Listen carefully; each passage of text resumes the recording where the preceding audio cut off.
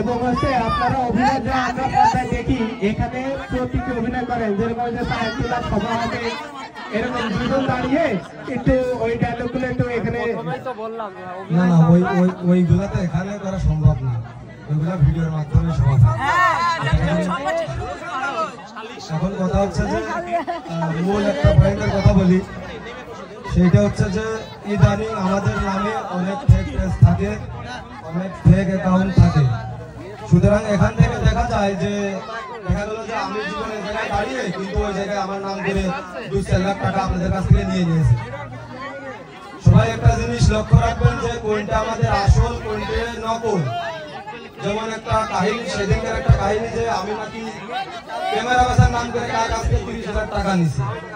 এরকম গুজব মাঝে মাঝে মানুষের ওঠায়। কিরকম যে আপনারা এই যে গ্রামের সাধারণ মানুষজন আছেন না, আপনাদেরও মনটাই চাই, মানে আপনাদের কাছের সন্তান আমরা, সেক্ষেত্রে দেখা যায় যে আপনারা প্রায় প্রতিদিনই দেখা হয় আপনাদের সাথে, কিন্তু যারা বাইরের আছে ওরা কি করে, ওরা হচ্ছে আমাদের সাথে একটু কথা বলার জন্য প্রচুর পরিমাণে মেসেজ করতে থাকে। দেখা গেল ওরা ফেক আইডিতে একটু বেশি মেসেজ করে। এখন ফেক আইডিতে মেসেজ করলে আইডিটা হুবহু আমার আইডির মতো বা জনিবার আইডি বা কুরবান স্যার আইডি, যার আইডি বলেন সবার আইডির মতো সাজানো থাকে। এখন ওরা মনে করে অরিজিনাল। এখন এই প্রতারকগুলো কিছু দলীয় কার্যক্রমরা সংগঠন করে থাকে, সেটা হচ্ছে যে ভাই আমার মা অসুস্থ, আমার হচ্ছে 2,000 টাকা লাগবে, আমার মার চিকিৎসা করাবো। ভাই অমুক মসজিদের কাজ চলতেছে, টাকার অভাবে কাজ অফ আছে, আমার কিছু টাকা লাগবে, মসজিদে দান করবো। এরকম বলে ভাই অমুক জায়গায় 1 লোক না খেয়ে 365 দিন আল্লাহ 365 দিন খেতেই পারে না, ওইটুকু ঘর ব্যবস্থা করবো, কিছু টাকা লাগবে। এখন আপনাদের মতো যারা সাধারণ মানুষ আছে, যাদের মনে কোনো অহংকার নাই, ভেজাল নাই, আপনারা দেখতেছেন যে 500 টাকা দেবে, একটা ভালো খাতে টাকা দেবে, একটা মসজিদে টাকা দিচ্ছি। সুতরাং ওই টাকাটা দেখা গেল যে আপনি এমন এক জায়গায় দিলেন, ওই টাকা নিয়েও বালটাল খেয়ে অস্থির হয়ে গেছে।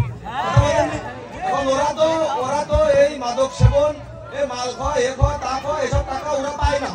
মা বাপের কাছ থেকে মুখিলাতি ঝাঁটা মাটা খেয়ে এরা আমাদের নাম পরিচয় বহন করে আপনাদের মতো সাধারণ পাবলিকের কাছ থেকে টাকা আদায় করে।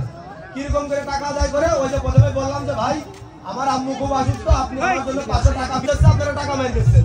আবার পরে আমাদের সাথে দেখা হলে বলতেছেন যে ভাই ওই যে আপনার আম্মুর চিকিৎসার জন্য 500 টাকা দিলাম, ওই যে ভাই অমুক মাদ্রাসার অমুক হুজুর ক্যান্সারে আক্রান্ত, অমুক জায়গায় আপনার 500 টাকা দিলাম। কিন্তু দেখা যায় এই টাকা পয়সার ব্যাপারে আমরা কোনো কিছু জানিও না। আর যদিও বা আমাদের এরকম পরবর্তীতে সমস্যা দেখা দেয়, তাহলে আমরা সরাসরি আপনাদেরকে ইনফর্ম করবো, আমরা লাইভের মাধ্যমে হোক, ভিডিওর মাধ্যমে হোক, আমরা হচ্ছে আপনাদেরকে বলে দিব। আর সবশেষে একটি কথা, যে বারবার আমি বলতেছি যে হরিণাকুণ্ডু উপজেলার মানুষের যে সংগঠনটা আমরা দেখছি, এখানে কিন্তু কোনো রাজনৈতিক ভাষণ চলতেছে না। এখন এটা হচ্ছে ভালোবাসা আদান প্রদান চলতেছে। আপনাদের যে সংগঠনটা, আপনাদের এই যে হরিণাকুণ্ডু উপজেলা মানুষজন, এরা ওই যে বললাম যেমন ভালোবাসতে পারে, 2 সাইডটা আবার ওই ভালোবাসার জন্য ফেলেও দিতে পারে। বিষয়টা কিন্তু হরিণাকুণ্ডু মানুষ এরকম। হরিণাকুণ্ডু শোলকুপা এরা কিন্তু বিরাট ডেঞ্জারাস, আবার এরা কিন্তু বিরাট ভালোবাসতে জানে। যদি অন্যায় কোনো কিছু করতাম তাহলে এই জায়গায় আপনারা আমাদের দাওয়াতি দিতেন না, দিতেন কোনো মতেই দিতেন না। কিন্তু আমরা ভালো কিছু করি বিধায় আমাদের এই জায়গায় বসার সুযোগ করে দিয়েছেন আপনারা। তো আপনাদের প্রতি সবসময় আমাদের কৃতজ্ঞতা থাকবে, আর আপনারা সবসময় একতাবদ্ধ থাকবেন, কোনো অপশক্তি আপনাদেরকে দমাতে পারবে না ইনশাআল্লাহ। সবসময় একতাবদ্ধ থাকার চেষ্টা করবেন। আপনারা এই যে পাড়া মহল্লায়, এটা হচ্ছে যে ভেড়াখালী গ্রাম, তাই তো ভাই?